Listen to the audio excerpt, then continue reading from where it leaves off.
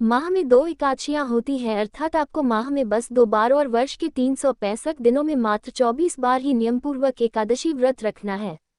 हालांकि प्रत्येक तीसरे वर्ष अधिक मास होने से 2 एकादशियां जुड़कर ये कुल 26 होती हैं। पौष मास में आने वाली एकादशी को पुत्रदा एकादशी के नाम से जाना जाता है। इस व्रत को करने से व्रतियों को संतान सुख की प्राप्ति होती है और आपकी सभी मनोकामनाएं पूर्ण होती हैं। आपके घर में सुख समृद्धि बढ़ती है और परिवार में खुशियों का आगमन होता है। एकादशी व्रत में पूजा विधि के साथ कथा पठन और श्रवण का भी अति महत्व है।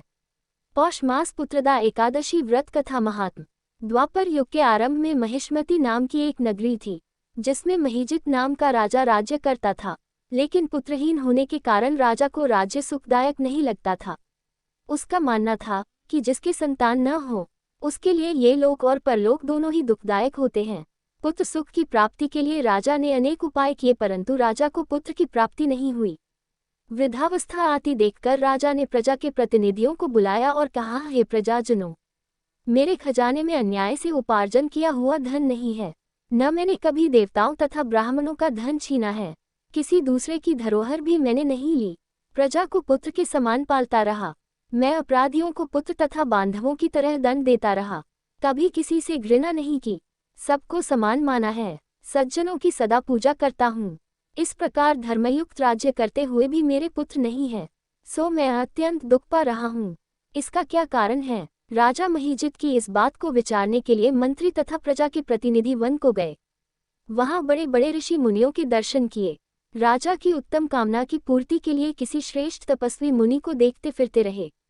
एक आश्रम में उन्होंने एक अत्यंत वयोवृद्ध धर्म के ज्ञाता, बड़े तपस्वी, परमात्मा में मन लगाए हुए, निराहार, जितेंद्रिय, जितात्मा, जित क्रोध, सनातन धर्म के गूढ़ तत्वों को जानने वाले, समस्त शास्त्रों के ज्ञाता महात्मा लोमश मुनि को देखा, जिनका कल्प के व्यतीत होने पर एक रोम गिरता था।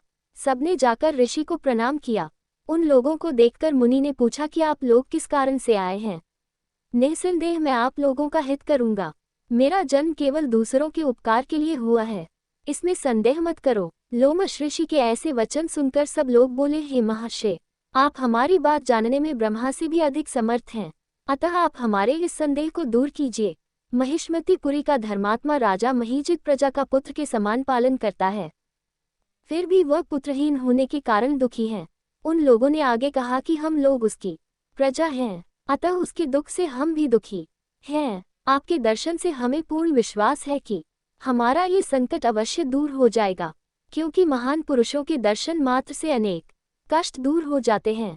अब आप कृपा करके राजा के पुत्र होने का उपाय बतलाएं।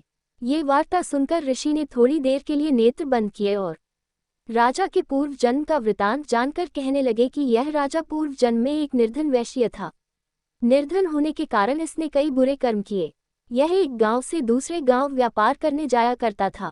एक समय ज्येष्ठ मास के शुक्ल पक्ष की द्वादशी के दिन मध्याह्न के समय जबकि वह 2 दिन से भूखा प्यासा था, एक जलाशय पर जल पीने गया।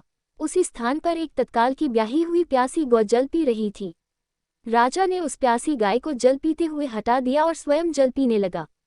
इसीलिए राजा को यह दुख सहना पड़ा। एकादशी के दिन भूखा रहने से वह राजा हुआ और प्यासी गौ को जल पीते हुए हटाने के कारण पुत्र वियोग का दुख सहना पड़ रहा है। ऐसा सुनकर सब लोग कहने लगे कि हे ऋषि, शास्त्रों में पापों का प्रायश्चित भी लिखा है, अतः जिस प्रकार राजा का ये पाप नष्ट हो जाए, आप ऐसा उपाय बताए। लोमश मुनि कहने लगे कि श्रावण शुक्ल पक्ष की एकादशी को, जिसे पुत्रदा एकादशी भी कहते हैं, तुम सब लोग व्रत करो और रात्रि को जागरण करो, तो इससे राजा का ये पूर्व जन्म का पाप अवश्य नष्ट हो जाएगा, साथ ही राजा को पुत्र की अवश्य प्राप्ति होगी। लोमश ऋषि के ऐसे वचन सुनकर मंत्रियों सहित सारी प्रजा नगर को वापस लौट आई और जब श्रावण शुक्ल एकादशी आई तो ऋषि की आज्ञानुसार सबने पुत्रदा एकादशी का व्रत और जागरण किया। इसके पश्चात द्वादशी के दिन इसके पुण्य वट फल राजा को दिया गया।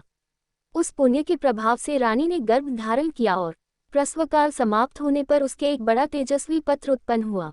इसलिए हे राजन, इस श्रावण शुक्ल एकादशी का नाम पुत्रदा पड़ा। पौष मास में आने वाली एकादशी को भी पुत्रदा एकादशी के नाम से जाना जाता है और यदि कोई पूरे भाव से यह व्रत धारण करता है तो उसे संतान प्राप्ति होती है। अतः संतान सुख की इच्छा हासिल करने वाले इस व्रत को अवश्य करें। इसके महात्म्य को सुनने से मनुष्य सब पापों से मुक्त हो जाता है और इस लोक में संतान सुख भोग कर परलोक में स्वर्ग को प्राप्त होता है। जय श्री हरि।